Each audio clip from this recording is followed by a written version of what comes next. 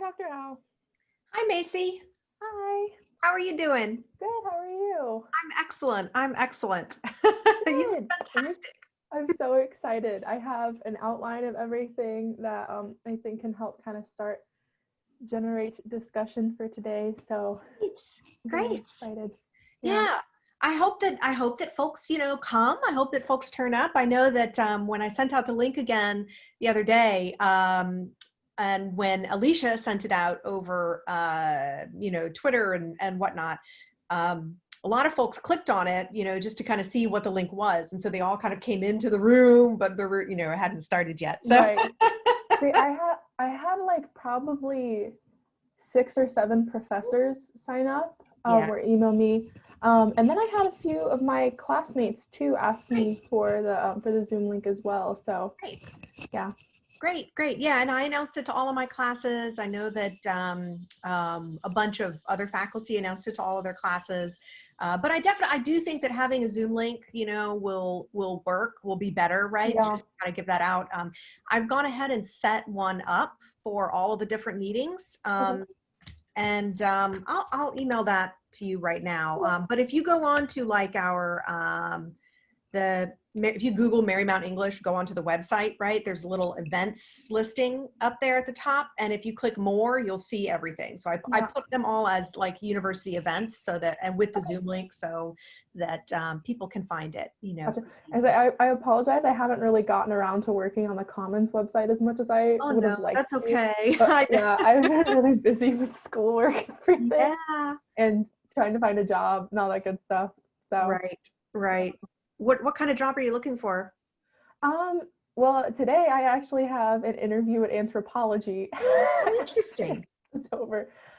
Yeah, I'm just kind of looking at retail right now. Uh-huh. I applied for a couple of remote internships in DC at a few different museums, but I really wasn't expecting to hear anything back from them necessarily because they were mostly looking for graduate students. So I was Oh, like, right. yeah.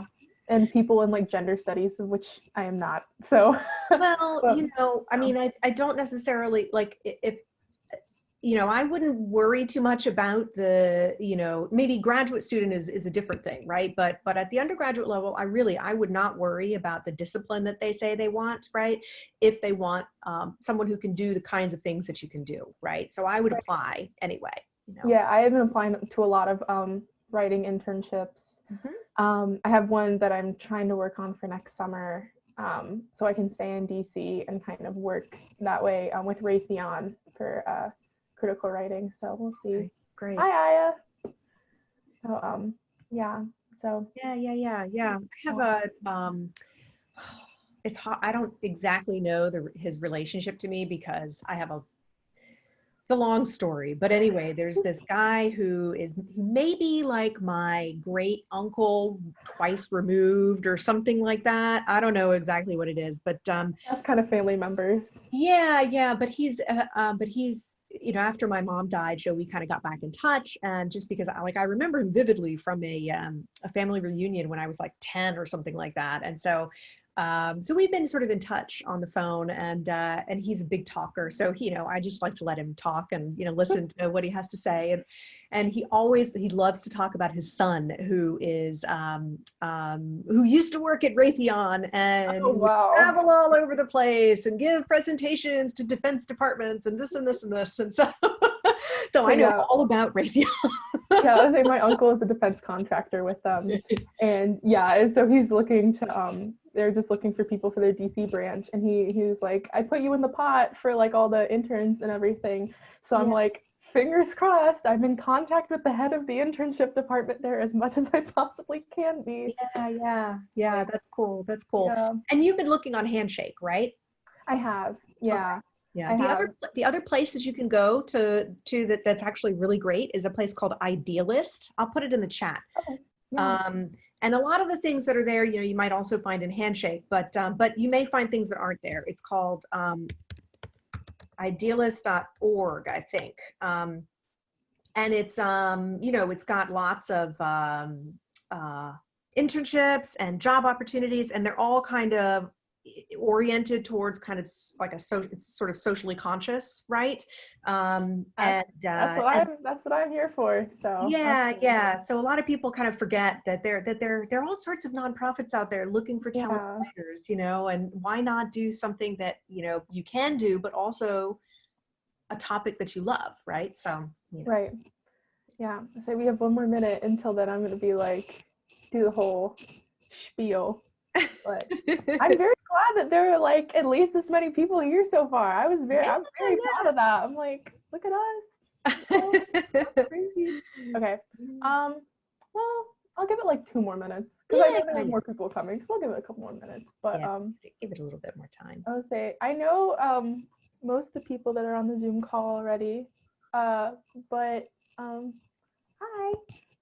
But for the people that I don't know and that are listening, would you all mind just kind of letting me know your name and like what discipline you're in so that I can kind of just get to know you really quickly before we get started? You might have to pick somebody to go first, Macy. Yeah, that's true. Jordan, you start and introduce yourself to people who may or may not know you. Okay, sure. I'll go first.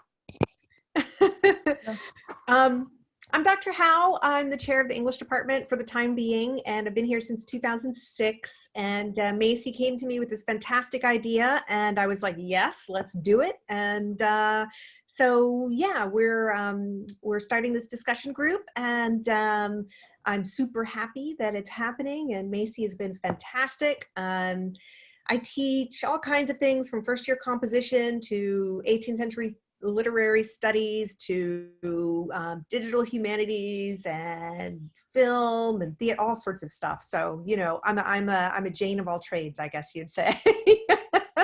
That's me. So who wants to go next? I did the same thing you did, Macy. Next. Okay, go ahead, Dr. Boylan. Yeah. I'm Michael Boylan. I'm a philosopher. And so philosophers often are interested in lots of different things, and sometimes in an odd way. So hopefully it won't be too odd for you all. Okay. I'll go really quickly just so I can like quickly tell everyone who I don't know who I am. I say I'm Macy.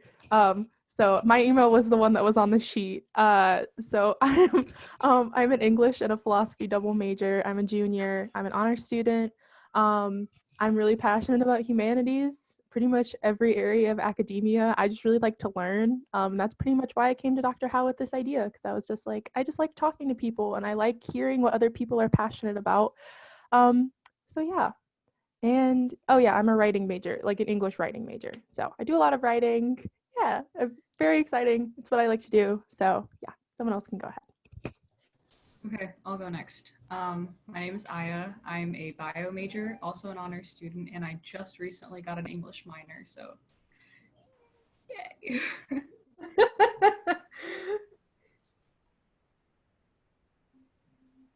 I can go next.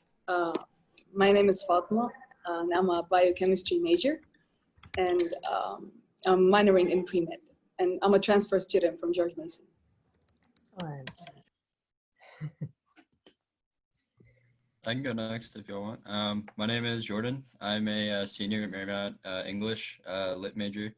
Like to read all kinds of things. I'm actually in Dr. Ficky's romance literature class right now, major women writers. We're reading Aisha at last, just kind of working on my paper at the moment, but we got a couple science fiction books next to me that, I figured have along if we're going to be talking about that stuff, but super excited for this group. I know Macy wanted to put this together last semester and then everything happened. We're all familiar with it, but yeah, it's nice to meet you guys. I can go next. Hi, my name is Jordanos. I am an international student from Ethiopia. I am an IT major with a specialization in computer science and a minor in cybersecurity. Welcome, Jordanos. I'm very into computer science. Woohoo! Hi, everybody. I can go. I'm Professor Michelle Gaffey. I teach in the Department of Literature and Languages. And right now I'm teaching a section of English 102, and we're reading science fiction right now. And so I was really excited about this first topic, and some of my students are actually here because I was like, look at this topic. So I'm excited to be part of this conversation.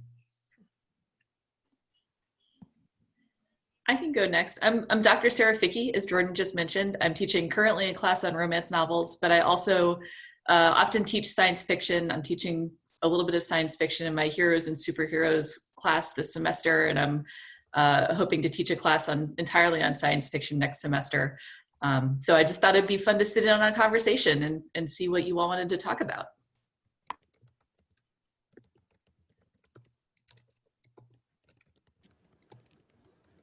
I can go next. My name is Lily, and my major is in criminal justice. I'm a freshman actually, and Professor Gaffey invited me to this, so I wanted to see what I can learn and just talk about the subject. So thanks for inviting me. Hello, my name is Faris. I am an IT student. I'm currently a sophomore. I hope I can learn from you guys. Hi, Ferris. Let's see. Mohammed and Al-Durham might be lurking. Yes, I can go first. Hi guys, I'm Abdurrahman. I'm a student transfer international from Saudi Arabia, majoring in accounting. Thank you. Hi, how are you? My name is Muhammad Midraj. I'm from Saudi Arabia. My major, cybersecurity. Great. Excellent. We got a pretty good group here. This is exciting. Yeah. So Macy, what's on your plate? What do you want to talk about? Yeah, I'm so excited that people are here. First of all, I was so excited that I saw a bunch of people and people were very supportive. I was very excited about that.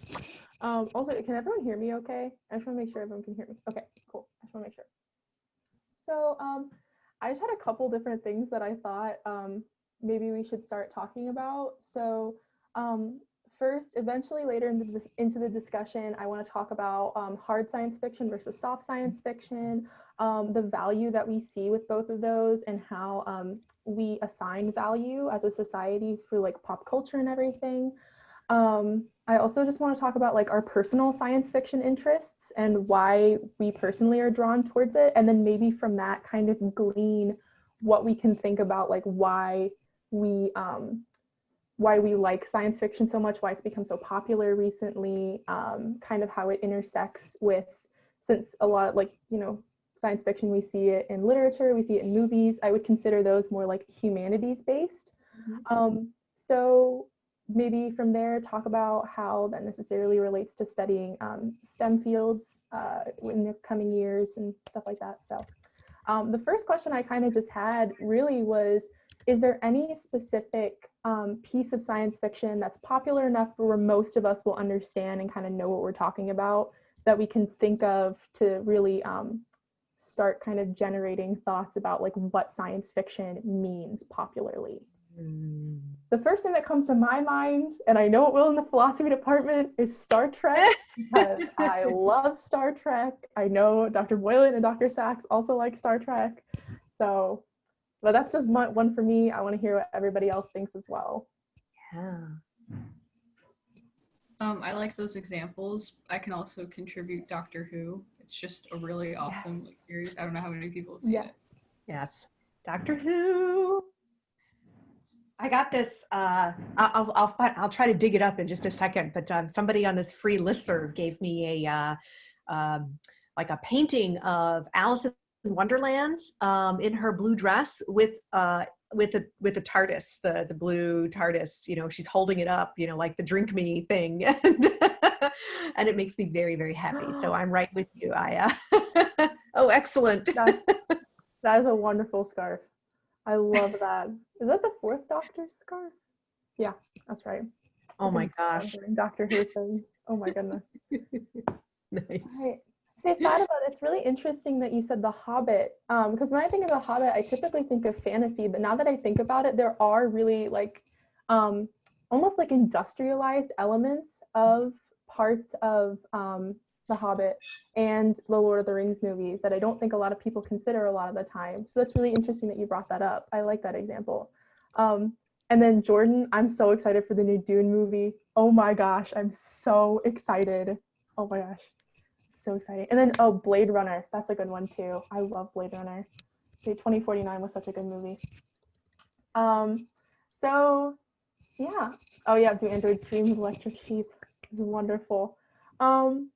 So from there, I just kind of want to say like, what do you think, like what scientific elements of these shows do you think draw people in? So like kind of remove yourself for a minute about like the literary elements or like what we would consider like trying to analyze the show. Like what scientific things do you think draw people in to these shows? I think it has a lot to do with kind of with what if, with this idea of what if this technology exists, right? Or what if this new social structure exists? And so it's kind of a an opportunity for thought experiments and hypotheses and sort of imagining other possibilities. I mean, I think all fiction does that, right? But I guess science fiction tends to be more kind of focused on, I guess, kind of the details of that. Like that becomes more part of the story, maybe. Right. Yeah. See, when I think of it too, I think a lot of what attracts me to science fiction, especially Star Trek, is like almost the existentialism of space. The philosophy major me just kind of popped out there really quickly. But thinking about like how much we don't know necessarily, and then trying to like you said, hypothesize off of that, and then trying to think like, okay, this is what we have a frame of reference for now, but our minds are still able to comprehend things that we don't even have the technology for yet, which I think is like such a bizarre concept. And that from there, we're so attracted to it that we want to create popular like forms of media for people to enjoy because of it.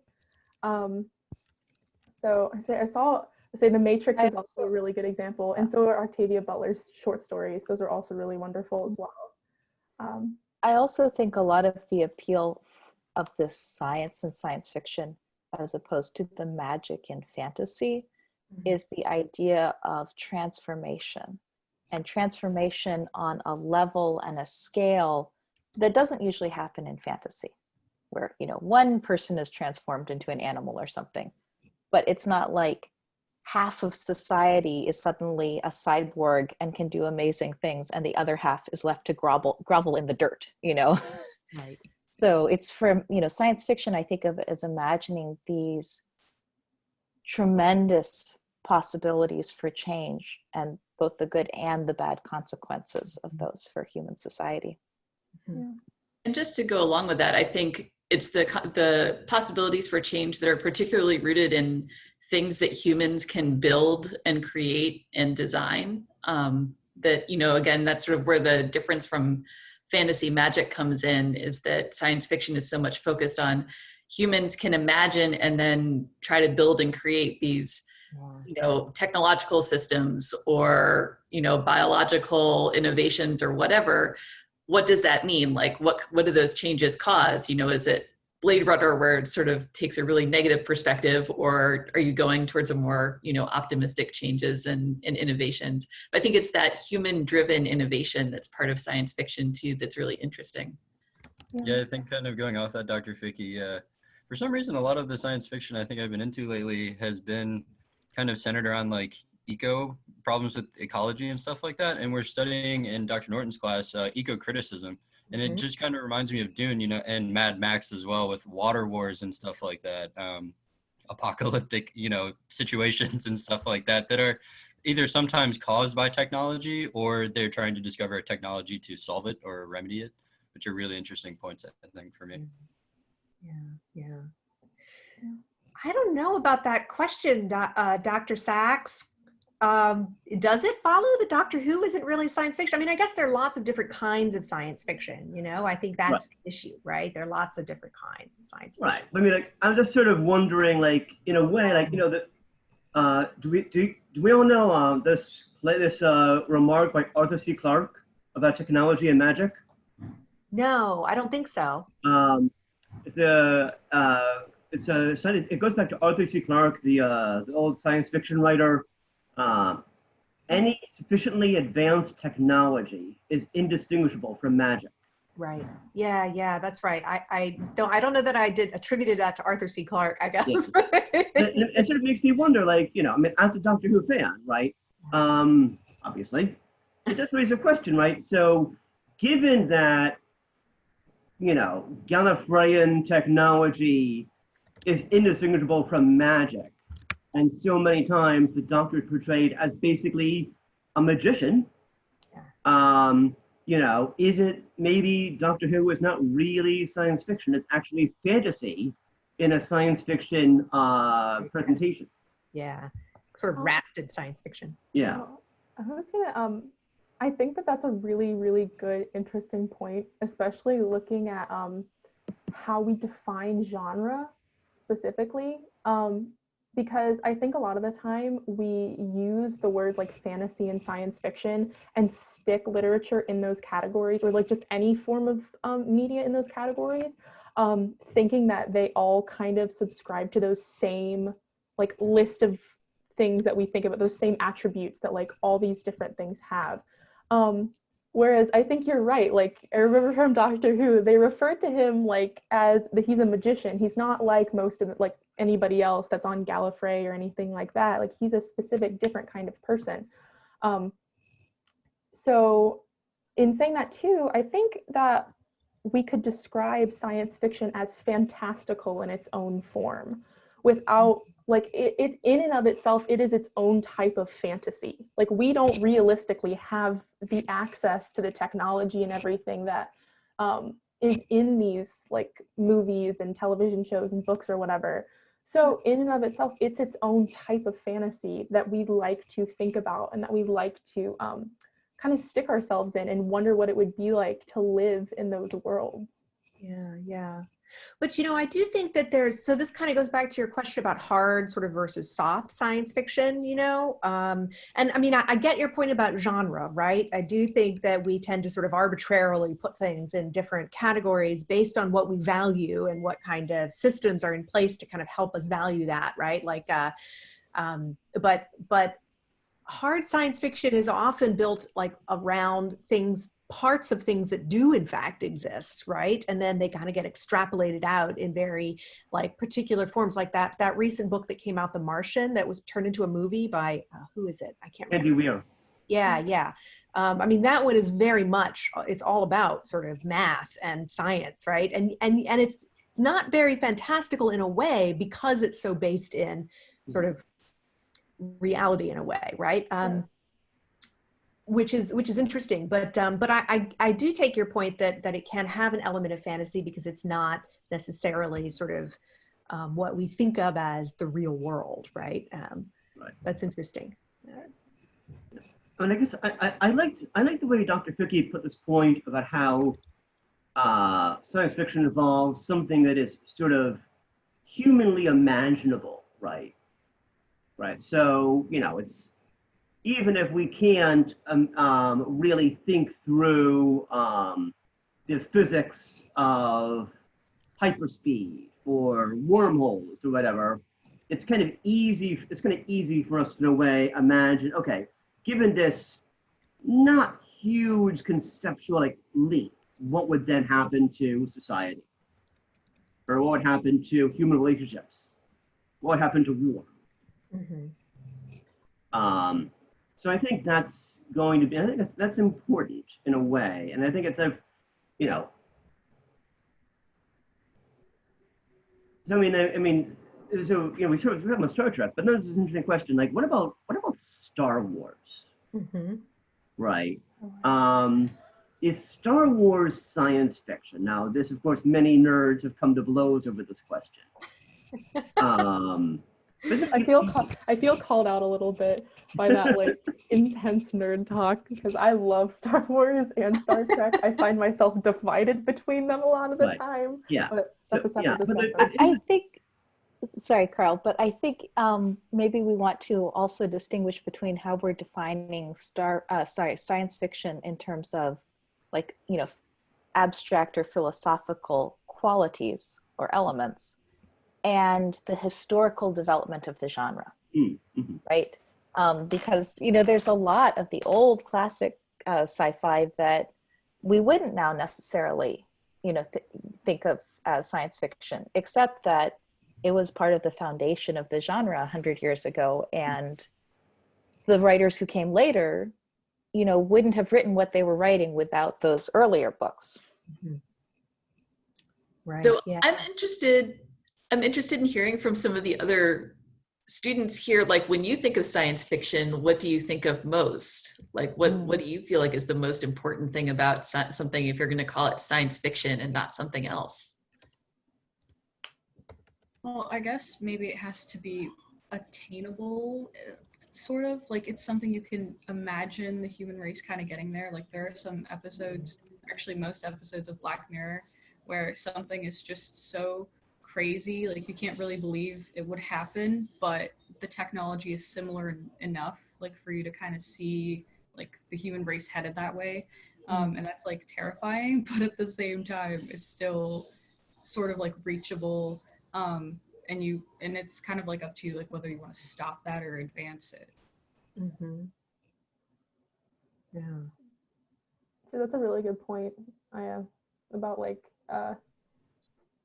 thinking about the consequences of like where we place ourselves in the modern world, as opposed to like what that would mean if we ended up one day being able to use the kinds of technologies that we dream about and that we want for the world, and like how, almost going back to what Dr. Howe was saying earlier, if that would, or I think it was Dr. Howe, I don't remember. I'm sorry, I attribute this idea to whoever said it earlier.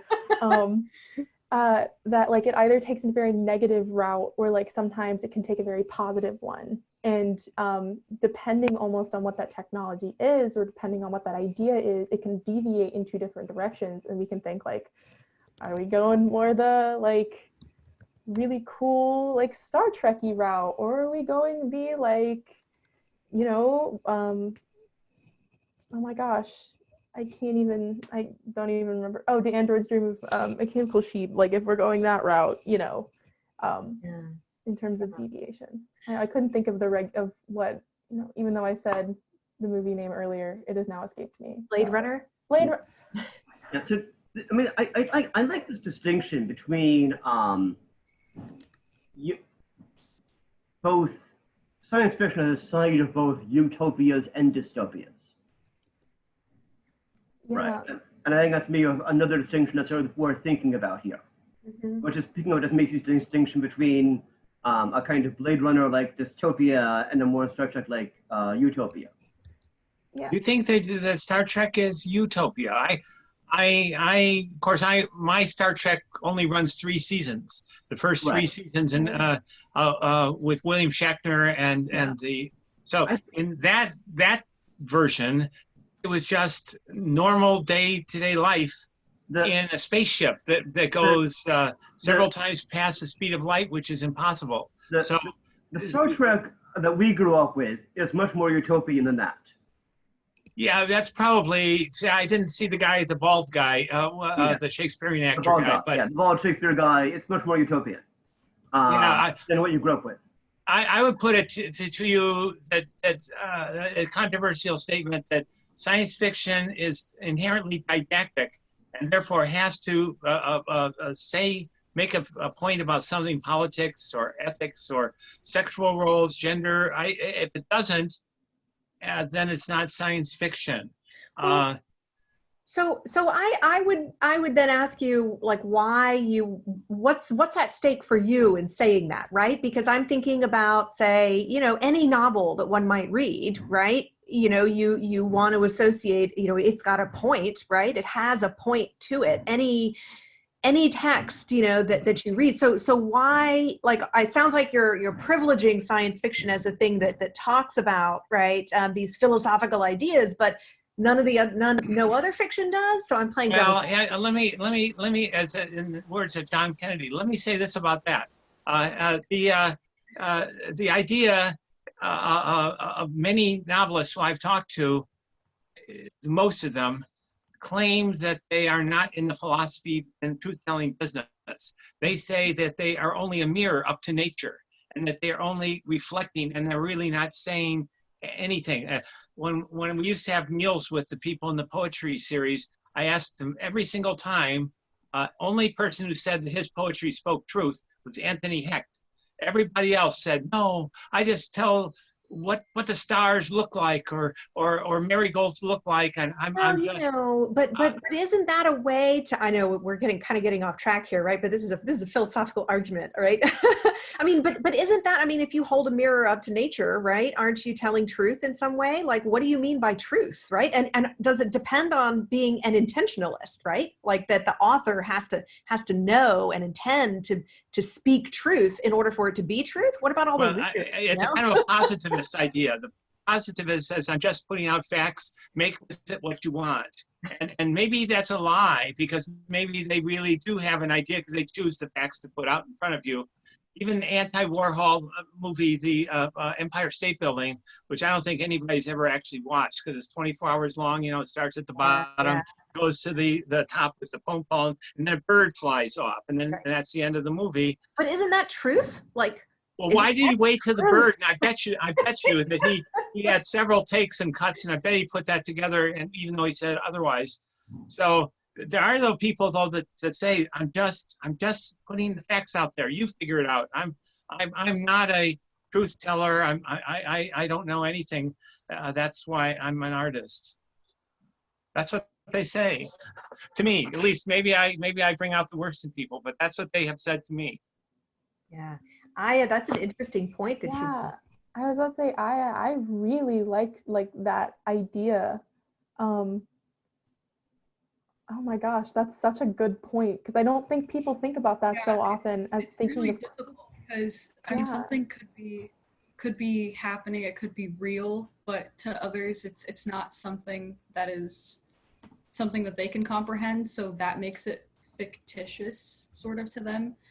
Just like I guess some previous science fiction things that have come out, like some technologies from there exist today.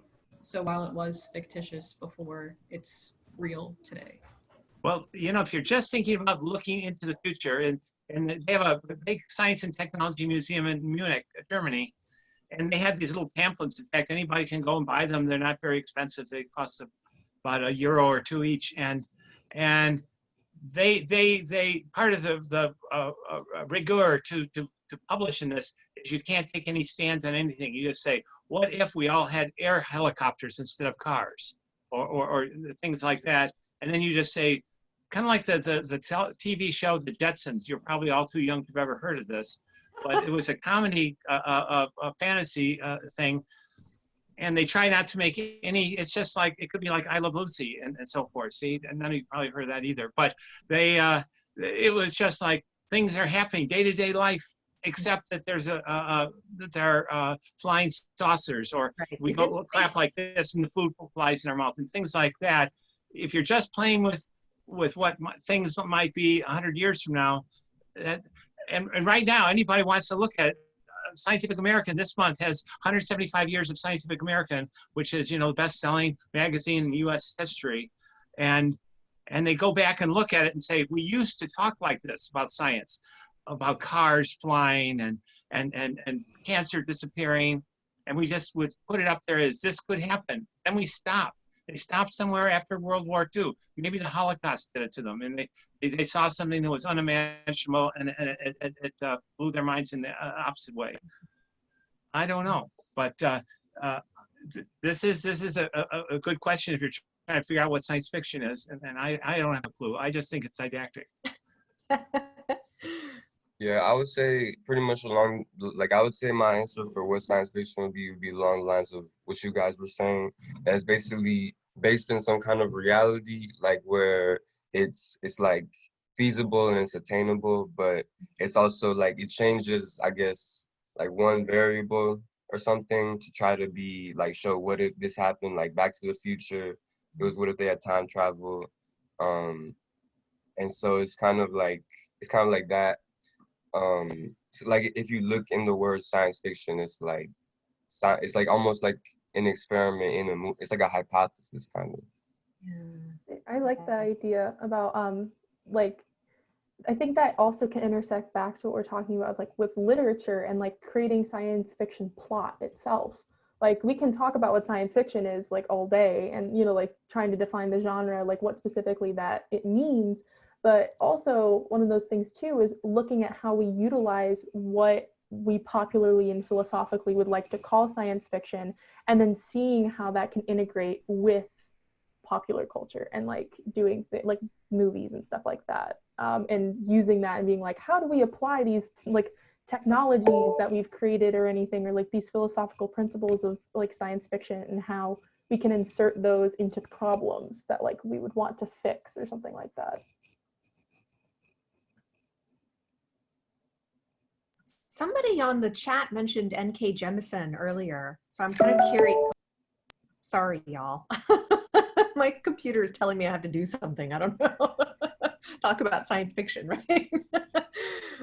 Somebody mentioned N.K. Jemisin, and we haven't really talked a lot about like Afrofuturism, right? Which is really like probably the most important development in science fiction, I'd say, in the past like decade or 2 decades. Yeah, I mentioned that, but I've only thought about it because someone else mentioned Black Panther. Mm-hmm. Yeah. See, there is a movie, or like not a movie, a TV show actually, that I don't know if you all have heard of this new streaming platform called Peacock.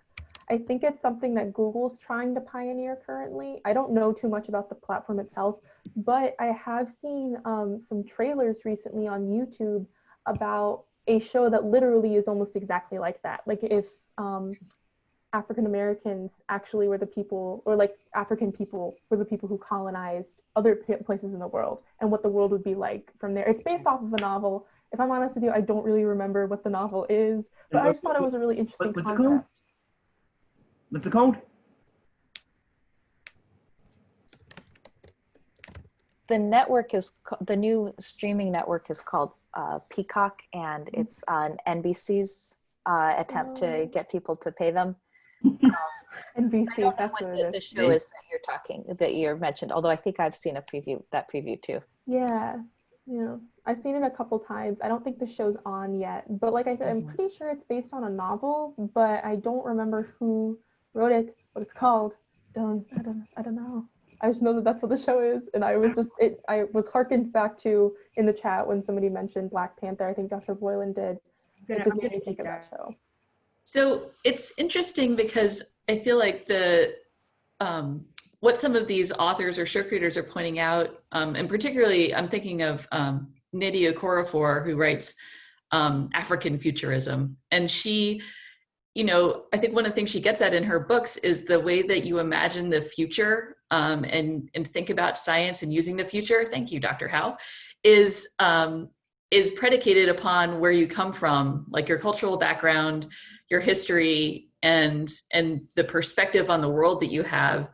And that, when you have science fiction being written by people from so many different backgrounds, the way the future is imagined, therefore becomes different. And Black Panther, which was created very much in America, has a slightly different sort of take on things. I'm teaching Black Panther later this semester, so I haven't fully formed that lecture yet. So you don't have to listen to it, but I think it's interesting to look at different kinds of science fiction. There's also, I read a lot of steampunk, and there's really interesting steampunk coming out of, for example, like the Malaysian community, which is in thinking about, what if you were imagining technology, but it's coming specifically from this cultural background and it looks very different. And I haven't gotten very far into that yet, but I think that that's one of the cool things about science fiction right now, is that it's sort of opening up in this way. And you also get people like N.K. Jemisin who are crossing over. So she, was often described as a fantasy author, but her fantasy world is like very into this idea that there's this old decaying technology within this world that is part of the story. So like that's, the overlaps are really interesting. Yeah. One thing that you said, Sarah, that is fascinating to me is how much a cultural background is required to understand something as kind of mildly possible, possibly impossible requirement of science fiction. You know, it has to be out there a little bit. It's not normal. It's not what we see every day. One wonders whether you can move, a work could move from science fiction at one period of time, but because of the way history goes, it no longer becomes science fiction. So say you have the Manchurian Candidate about a guy who is taken over by, say, the Russians and put into the presidency, even though he's a total idiot. And they control various events and so forth through him. They've got him by money, they've got him by sex tapes and all these things, and they make him his puppet. At one time when I saw it as a young lad, the Manchurian Candidate, I think it was circa 1962, people said, oh, that's just science fiction, that could never happen. Now here we are. Maybe Manchurian Candidate is no longer science fiction. Wait, there was a book called Manchurian Candidate, and that's basically about Donald Trump. Well, yeah, that's what I'm trying to say. That's crazy. But maybe no longer science fiction. Fact is beaten it out. You know, when I was in high school, I'm sorry. When I was in high school and when we read 1984, that was one of the things we talked about as well, thinking about how, what's his name? Who wrote? Orwell. Orwell, there we go, Orwell. I was trying to do Wells and Orwell, I don't know what I was thinking. Anyway, he like thought about this specific year that like that at that point in our like society, we would have gotten to this specific point, you know, but of course this was after like World War II and everything, and it was just like, you know, supposed to be the aftermath of that and kind of how our world progressed if certain things hadn't have gone the same way. So I think that that's really interesting to think about, like literature that like we've gotten to this point now and like we're past the year that the literature was written about, or we're past like this specific time where we've gotten to this point in technology, we've gotten to this point in society, and how we can think about like maybe pop culture and literature that's popular now and where that's going to put us, you know, 40 years from now. And is it going to be like, is the literature going to be like, are we going to have these technologies? Like, I don't know. I've mentioned this before, I think in Philosophy Club. There's a video game called Detroit Become Human. It's on the PS4. It's a really great game. It talks about what life would be like if we had androids and how androids would be just completely integrated into our society. How basically they would almost become like our own personal little puppets that we get to do things with, because they're not people, you know, they're just androids and they just look like people. But it's set in the year 2038, and that's not very far away. So it's weird to think that, you know, like we're putting dates and like places and times on science fiction, and almost as a culture, we're setting that as our mindset, like, oh, so we should be here by that time. You know, we're here now, Macy. I ask in every one of my classes if anybody is an android and not a Homo sapien. That's a question I always ask. Yes, you asked it last class, I'm pretty sure as well. There's that fantastic Donna Haraway essay from a while ago on cyborgs, right? And what's the line between sort of quote unquote humanity and the cyborg? We all have technology. You know, I'm wearing glasses right now on my face so that I can see, right? Cochlear implants, prostheses, right? All of these things are becoming part of what we think of as sort of who we are, but there are various kinds of assistive technologies, which is sort of interesting, you know. And there's also that you mentioned somebody did. Who mentioned Black Mirror? Who was that? Was that Ferris or Mohammed? Somebody mentioned Black Mirror. I mentioned Black Mirror, yeah. Okay, Aya, yeah. And there's the one that keeps coming to mind is that episode where the woman, everything is sort of liked, you know, and you get, it's all about social credit, right? Which is definitely happening, not just in the States, but especially in places like China, right? Everything, like your world is sort of dependent on your social credit, right? And it depends, you know, and even here, right? You know, you can get better rates on car loans if you have a high credit score, right? Which is basically a form of, it's the bank saying whether they think you're likable, right? And that's sort of weird to think about, right? But is it science fiction? So I don't know. What do we get out of asking that question? You know, that's the more interesting question for me. Well, I think what kind of pushes it over the edge into science fiction is the fact that things can spiral out of control and it can go wrong so quickly. Right now, we're kind of living in a normal-ish time with this stuff, so we don't really see it as something that's science fiction because it's not a threat to us. So once it starts heading that way, then it kind of looks more like that. I don't know if that makes any sense. So Aya, you're sort of attaching that kind of dystopian content or dystopian kind of component to science, like you're saying that some kind of dystopian aspect is necessary for it to be science fiction. Sort of. I mean, there's also the example of, I think it was like the Star Wars like defense program that Ronald Reagan tried to implement. Like it was a literal like a force field that was meant to prevent like nuclear weapons from like hitting the United States, and then that like the technology wasn't there, and so that didn't happen. So it just kind of feels like that's the trend. I know there's also like utopian examples, but right now, like predominantly and especially the really popular sci-fi stuff is dystopian in nature.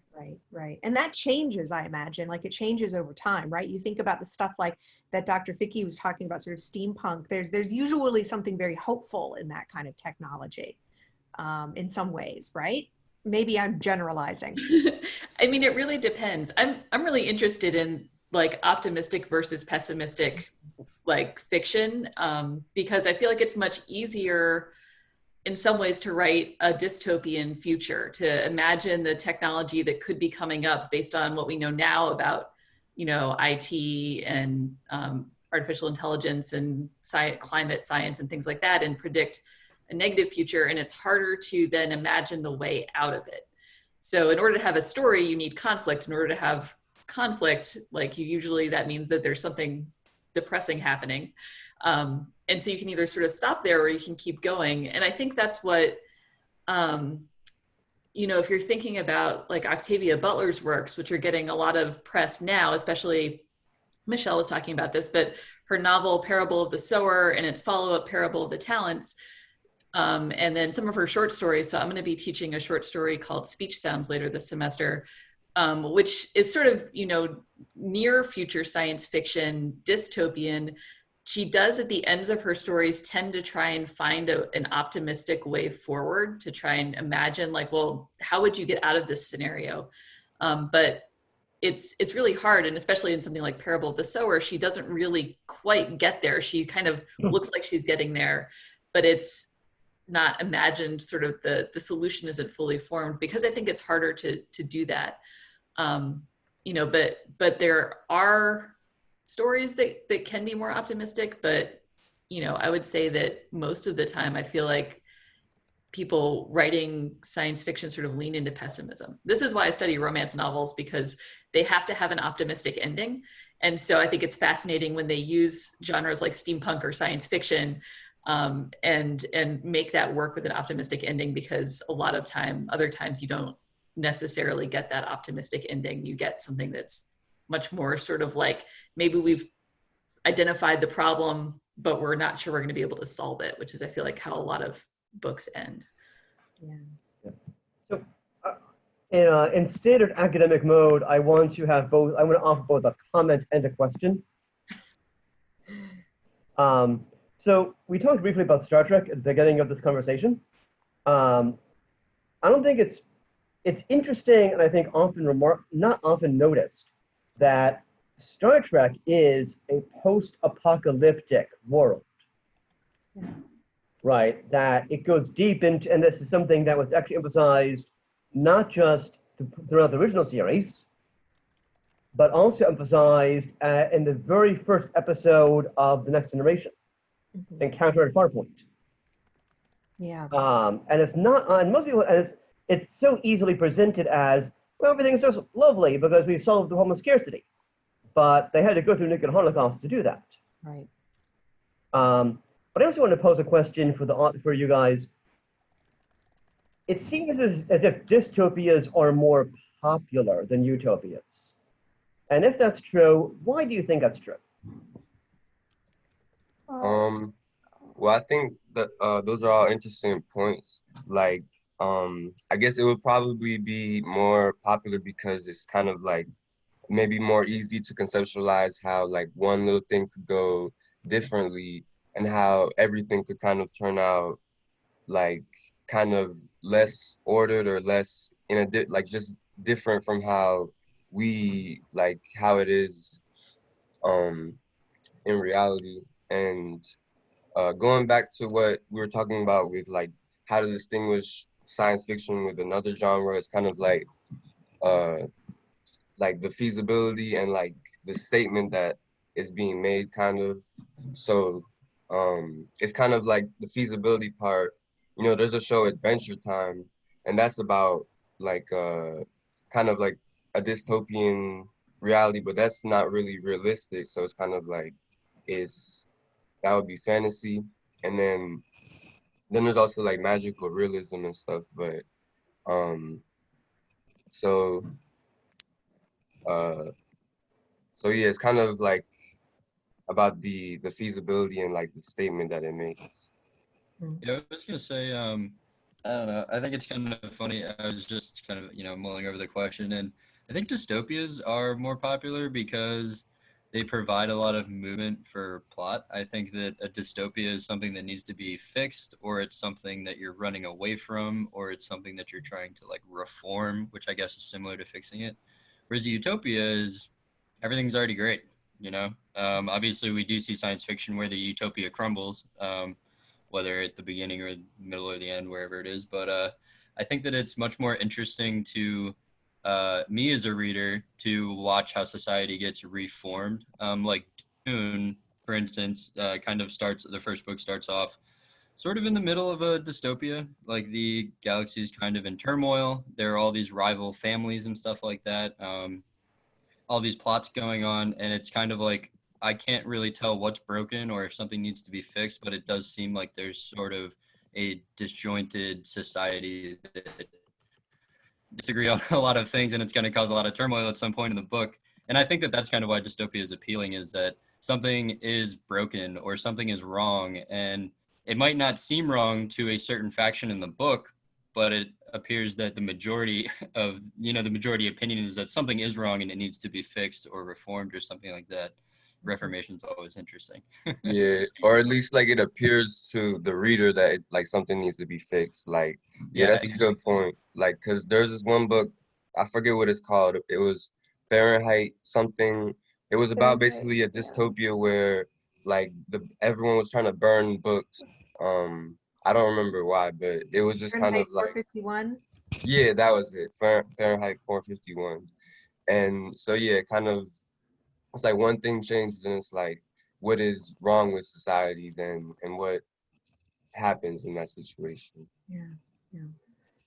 I think say Jordan and Michael, I really like the point about saying like about differentiating between dystopian and utopian, especially since like Jordan, what you were saying, all I could think about is the short story The Ones Who Walk Away from Omalis, and how it literally though, like how so often I think that utopias are built on top of something like that, some element that will essentially make it crumble.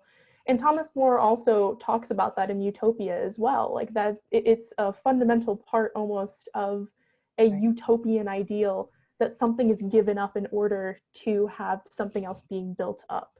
And in that specific case, The Ones Who Walk from Malice, it's that, a child has to suffer insanely in order for the rest of society to be like flourish. So it's that really interesting utilitarian kind of push and pull of, you know, either you start out with a society that's already broken, or you dig deeper and find that the society is broken, we just don't see it. Right. Point. Have you all read N.K. Jemison's sort of companion piece to that? It's called The Ones Who Stay and Fight. It's a direct response to Le Guin's The Ones Who Walk Away from Omelas, that takes it a step further, right? So you might check that out. It's really brief, and you know, in the same kind of structure as The Ones Who Walk Away from Omelas. But I was gonna say, if we're all, you know, exclaiming our nerdiness here, I did a couple of years ago write an entire D&D campaign based off of The Ones Who Walk Away from Omelas. So I'm just gonna throw that out there. Yes! Jordan, that is the best thing anyone has said this entire discussion. Oh my gosh. Yeah, I had to put that in. That's awesome. That is Jordan, wonderful. I think you need to resurrect that and turn it into a project of some sort. I'm being utterly serious here. D&D. Yeah, I think we should have. Awesome. Didn't there used to be a tabletop gaming group on campus? Is there? I think that there was. Yeah. And the faculty mentor, you know, left. Yeah, it was my my advisor, my academic advisor, my freshman year, who I do not remember the name of, unfortunately.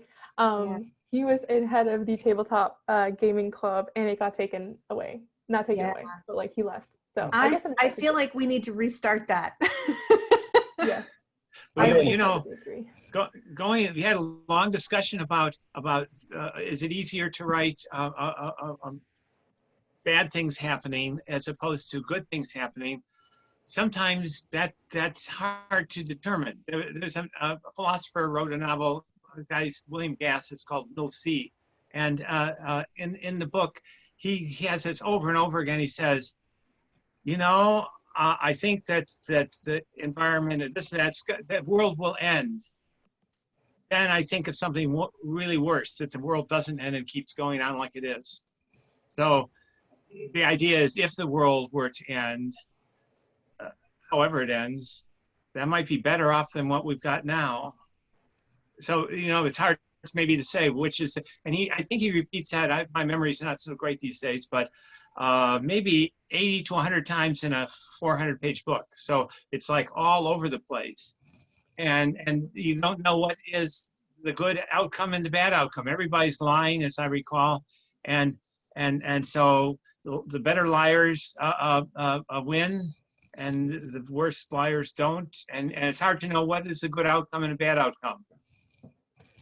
So that makes it hard for our discussion, because it assumes that we all know what a good outcome is. That's actually what I was just about to ask. Like, so we kind of like determine what a dystopia is.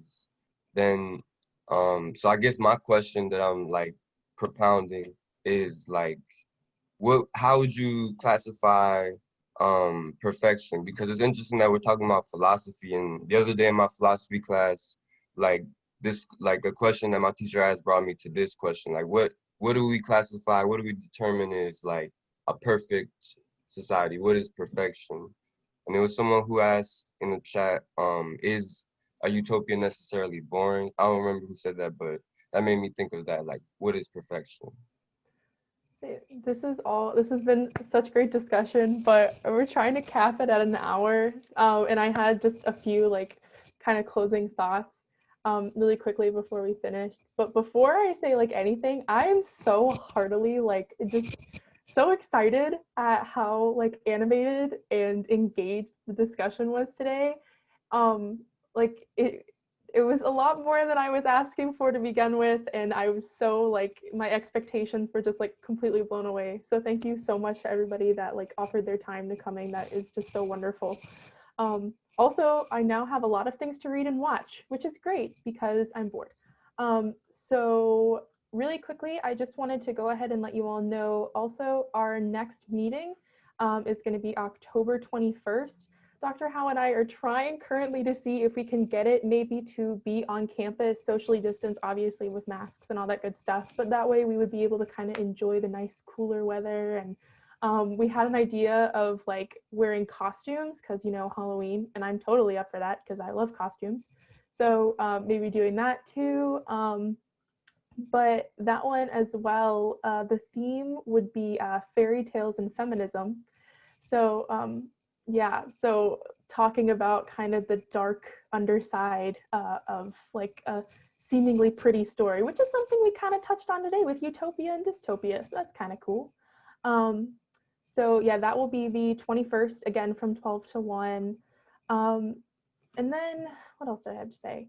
I'm gonna go ahead and put my email in the chat right here. If everyone that is here, if I have not already gotten your information, would you guys mind sending me your emails? It's mainly to the students. And then that way I'm gonna try to see if I can put, Jordan, thank you very much. I was gonna say, I can see if I can put together a little email list maybe, and then that way I can send out the flyer that I had done and everything. And then other than that, also email me if you have ideas for what we should do next semester. I had briefly talked with Dr. Flanagan in the theology department about maybe doing something intersecting like theology or doing something with ethics next semester. So if anyone has any ideas about what they would like to do, please let me know. And other than that, thank you all again so much for coming and participating. Oh yeah, and tell all your friends, tell people who want to come. Like, say, Dr. Gaffey, I'm so like, thank you so much for inviting the students of your class for like coming and participating in conversation, because that was really wonderful. And to the other professors that are here as well, if one of the topics that we have for the upcoming semester or for this semester, if it intersects at all with what you're teaching, let your students know as well so that they can also come and join in discussion too. So yeah, that's all I had to say. Dr. Howe, you have anything else to say, or anybody else does before the end of the Zoom call? Yeah, great discussion. Thank you guys for having me. Yeah, thank you, everybody. This is fantastic. And Macy, thank you so much for organizing. This is a really great first, start for the term. And definitely, everybody, do tell your friends. It's always a great conversation if it's less, less professors talking. And we can just sort of zip in and let students talk. The more students show up, the less we will speak. Yes. So that's all I wanted to say. Thank you all for coming, and thank you, Macy, for organizing. This is great.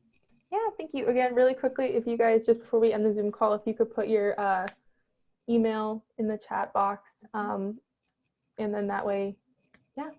But yeah, thank you to everyone who was thanking me. And I only did part of it. Everybody else is the one who did discussion. So I just made the flyer. So yeah. All right, cool. Well, I can keep this open for a little bit. So if y'all want to throw your emails in the chat, that'd be great. And then I can give them to Macy to use for the beginnings of a little mailing list. And definitely, if you have any of your friends who want to join in, give us their emails or just let them know, and that'll be great. Mm-hmm. Cool. Yeah, thank you. Okay. Bye, everybody. Bye. Thank you, guys. Okay, bye. Bye. Thank you so much. Bye, everybody. Thank you. Bye. All right. Hey, that was great, Macy. I was so happy and honestly kind of surprised that we got the amount of engagement that we did. Wonderful. It's wonderful. So cool. I know. Let me, I'll send you the chat. Where is it? I will save it and I will email it to you. And then you can, wait a minute, what is going on? Save it to my computer is what I want to do. I guess I need to put it somewhere. All right, there we go. Whatever. I will email it to you. And okay. and then you'll have it. And then we could start a little mailing group, and that'd be wonderful. So cool. Yay! Oh my gosh, Dr. Howe, I'm literally not even kidding. I'm so happy with how that turned out. Like, oh, that makes me so happy. That was like we got engagement. Like, oh my gosh, I was so stressed about that. Like, but it's okay. We did it. And I think the next one is good too. I think the next Yeah. topic is great. I think we'll just get more next time too, you know, and if we can't do it on the Ireton lawn or something, that would be great. You know, I don't know how we can, if we did cider, you know, of course we'd be pouring into cups or whatever. So somebody would have to wear gloves and, you know, everything would have to be kind of clean, but, See, I am also very extra, and I like setting up events. Yeah. So I'm sure I would concoct some crazy, like, everything is already prepackaged and I did it at home kind of situation going on. Yeah, I know what you mean. Because I'm just that kind of person. But yeah, I really I want to amp up the campy Halloween factor because I want to celebrate Halloween because I know it's not going to happen this year. And I think this is a perfect opportunity. Yes, it is perfect. It is wonderful. Excellent. So yeah. Excellent. Oh my gosh. All right. Well, you have a fantastic day, and I will see you later. All right. Okay. Yeah. Don't forget to send me the email, the chat list. I won't. Okay. All right. Thank you. Bye.